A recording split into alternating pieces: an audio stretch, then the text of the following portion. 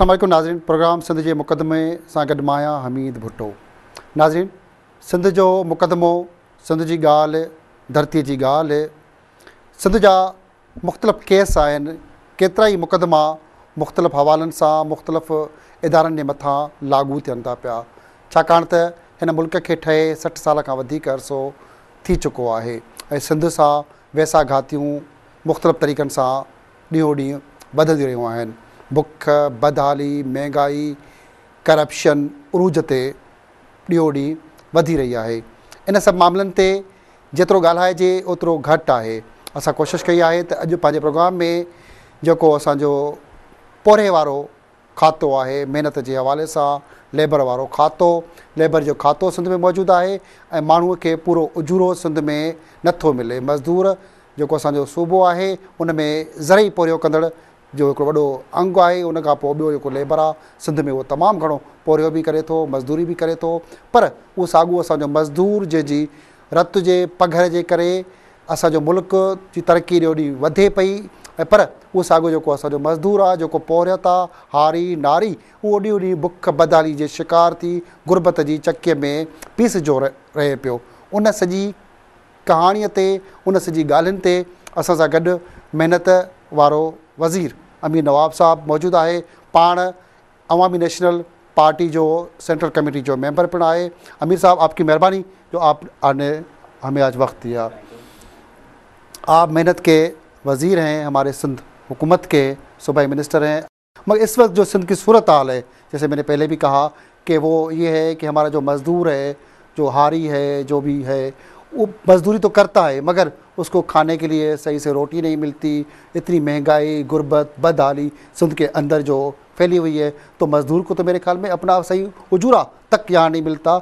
और जो पाकिस्तान का जो कानून है, जो इस वक्त लेबर कवानीन के हवाले से सिंध में तो कानून नहीं है, और मज़दूर का जो लेबर का कानून है वो भी 1 मई को ख़त्म हो गया और बिल्कुल ऐसे ही हम चल रहे हैं। इस पर आप क्या कहेंगे? सबसे पहले तो आप पे ये मुकदमा है, आप क्या कर रहे हैं इस हवाले से? मैं समझता हूँ कि जैसे कि आपने तस्करा किया, बुनियादी मसला ये है कि हमारा जो मुल्क का जो ट्रेंड रहा है वो बिल्कुल आमीरियत के हवाले से ही रहा है, और ज़्यादातर जो इस मुल्क पे हुक्मरानी हुई आमिरों ने की है। और कभी कभार खुशकिस्मती से जब मौका मिलता है अवामी हुकूमत को खिदमत करने का, तो ज़ाहिर है कि लोगों की तवक्कुआत भी फिर वैसे ही होते हैं उनसे, क्योंकि उनके नुमाइंदे होते हैं, वोट के ज़रिए आते हैं।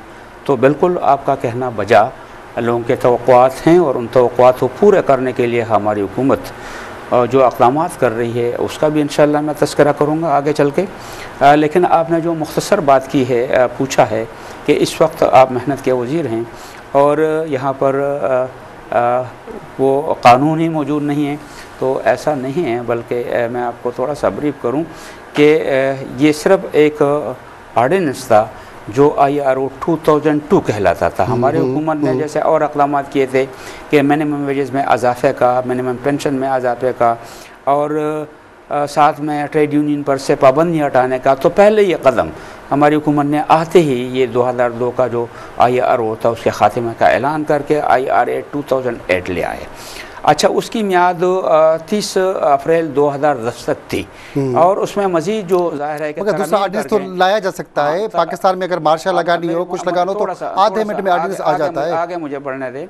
30 अप्रैल से पहले 18 अप्रैल 2010 को 18वीं तरमीम आई, तो इसकी वजह से उसमें एक शेख है 270AA, और उसके झेली शेख सेक्स के तहत जितने भी ऑर्डिनेंस और जितने भी तमाम कवानीन थे उसको आगे बढ़ाया गया 11 जून 2011 तक।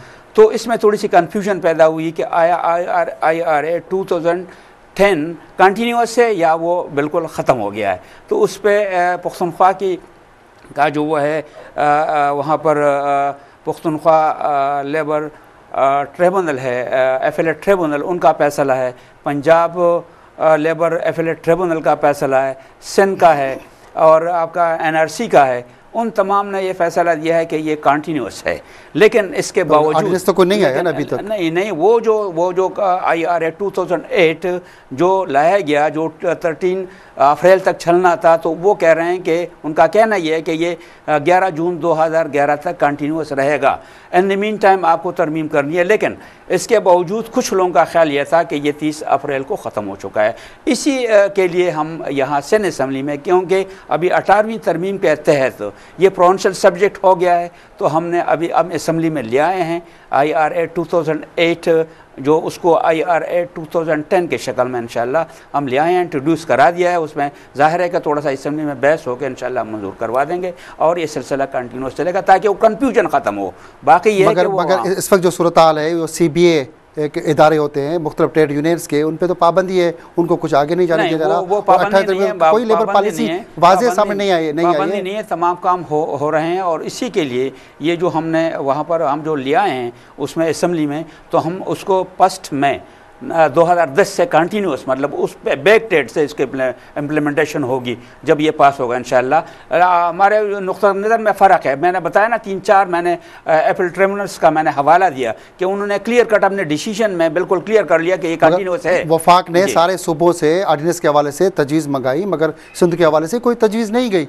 जो ये IRA 2008 के इस हवाले से गई है या जो लेबर पॉलिसी के हवाले से, सबसे पहले मैं आपको बताऊं कि सन से गई है। और यह है कि दूसरी जो अहम चीज़ है, जो खूबसूरत बात है, वो ये है कि इंडस्ट्रियलिस्ट, लेबर लीडर्स और हुकूमत तमाम का मौक़िफ़ एक है उस पर, तमाम चीज़ों पे। बहरहाल ये उनको करना था, लेकिन हमारी खुशकिस्मत ये है कि शायद वो हमारे प्रपोजल को मगर लेबर अदालतें ख़त्म कर दी गई वफाक ने, तो सद ने क्या आप लोगों ने ये आपको किसने बताया कि अदालतें ख़त्म हो गई हैं? अदालतें चल रही हैं। 8 अदालतें हमारे लेबर कोर्ट्स चल रही हैं और एक सिंध लेबर एपेलेट ट्रिब्यूनल चल रहा है। बल्कि हमने आसानी पैदा की, ये जो पिछले दौर हुकूमत में ये लेबर एपेलेट ट्रिब्यूनल इसका ख़ात्मा किया गया था, इसकी बजाय आपको जाना पड़ता था हाई कोर्ट में और सुप्रीम कोर्ट में। तो अभी वो सहूलत हमने दोबारा आवाम को और मज़दूरों को दी है, उसको हमने बहाल करवाया है। बाकायदा यहाँ जज बैठा हुआ है,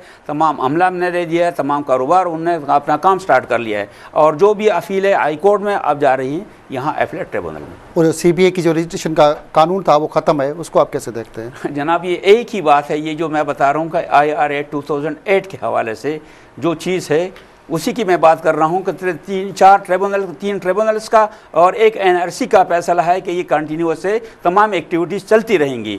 लेकिन इसके बावजूद इस अबहाम को ख़त्म करने के लिए मैं उसको ले गया, हम ले आए सेनेट असम्बली में, उसमें इंट्रोड्यूस हो गया है और इंशाल्लाह थोड़ी बहुत बहस के बाद वो मंजूर भी हो जाएगा। आप मेहनत के वज़ीर हैं और आपका वास्ता है अवामी नेशनल पार्टी से, ANP से, और जो इंटीरियर सिंध में हमारे यहाँ जो मुख्तलिफ शहरों में, देहातों में जो लोग मजदूरी कर रहे हैं, ख़ास करके एग्रीकल्चर के हवाले से, उनको आज तक कोई मज़दूरों के हवाले से उस तरह कोई सही पॉलिसी वाज़ेह नहीं हो पाई है, उसका क्या सबब है? बिल्कुल, ये आपने अच्छा क्वेश्चन किया है और ये वसी क्वेश्चन भी है, क्योंकि सिर्फ ये उनका मसला नहीं है। मैं आपको बताऊँ कि यहाँ पर एग्रीकल्चर इंडस्ट्री सबसे हमारी रीढ़ की हड्डी है हमारी, उसका मसला, फिर कंस्ट्रक्शन इंडस्ट्री का मसला, फिर सबसे बढ़ के जो मैं आपको बताऊं कि सबसे ज़्यादा जहां लेबर है इनफॉर्मल सेक्टर, उसका मसला। ये तमाम मसाइल हैं और ये अभी जो 1 मई 2010 को प्राइम मिनिस्टर साहब ने जिस लेबर पॉलिसी का तस्करा किया है, उस पॉलिसी में ये तमाम चीज़ें आ गई हैं। न सिर्फ उसमें मिनिमम वेजेस में इजाफ़ा किया गया, न सिर्फ ये है कारकुनों की उम्र जो पेंशन की थी वो 55 साल से कम करके 50 साल की गई, न सिर्फ ये कि जो तदफीन के लिए पैसा 1500 रुपये था उसको बढ़ा के 15,000 किया गया, न सिर्फ ये कि मज़दूरों को लीगल एड के लिए पहली मरतबा ये अवामी हुकूमत का क्रेडिट है 15,000 रुपये लीगल एड के लिए। कोई मज़दूर अगर केस करने जाता था पहले उसकी इस्तात नहीं होती थी, अब 15,000 रुपये हुकूमत देगी उनको केस लड़ने के लिए। मखसूस लोगों को मिलते हैं, बाकी कहाँ मिलते जनाब, ये लेबर पॉलिसी का तमाम लेबर्स के लिए जो कानून आता है वो तमाम के लिए आता है। कानून सबके लिए होता है मगर अमल सबके लिए नहीं होता। अमल सबके लिए होगा इंशाल्लाह। ये 1 जुलाई से क्योंकि लेबर पॉलिसी का इतलाक़ होगा इंशाअल्लाह 1 जुलाई से, और 1 जुलाई से नोटिफिकेशन इशू होगा, और नोटिफिकेशन के बाद ये तमाम चीज़ें आएंगी। बल्कि साथ साथ मैं जो असल में जो बात कहना चाह रहा था वो ये कि इन तमाम अक़दामात के साथ साथ उसमें काफ़ी जो लेबर पॉलिसी आई है, 3 जो अहम चीज़ें मैंने बताई। फ़र्स्ट टाइम अगर किसी ने सोचा तो हमारी अवामी हुकूमत नहीं सोचा कि इन्फॉर्मल सेक्टर को हमने लिया, उसके लिए कानून साजी का कंस्ट्रक्शन से वो साइड को लिया है, और ये जो एग्रीकल्चर साइड को है, इंडस्ट्री को, उसको लिया है। इन तीनों का आपसे लेबर पॉलिसी बात होगी, मगर एक ब्रेक के बाद बहुत सारी बातें लेबर के हवाले से, चाहे लेबर के हवाले से, मगर एक ब्रेक के बाद। नाज़रीन, असां सां गॾु आहे महिनत वारो वज़ीर अमीर नवाब, जंहिंजो तालुक़ु अवामी नेशनल पार्टी सां आहे। खोड़ सारियूं ॻाल्हियूं कयूं लेबर जे हवाले सां, जेको मज़दूर सां पोरियत सां सिंध में वैसाघाती थिए पई, सिंध जे मुक़दमे में ॻाल्हि कबी, पर नंढड़ी ब्रेक खां पोइ।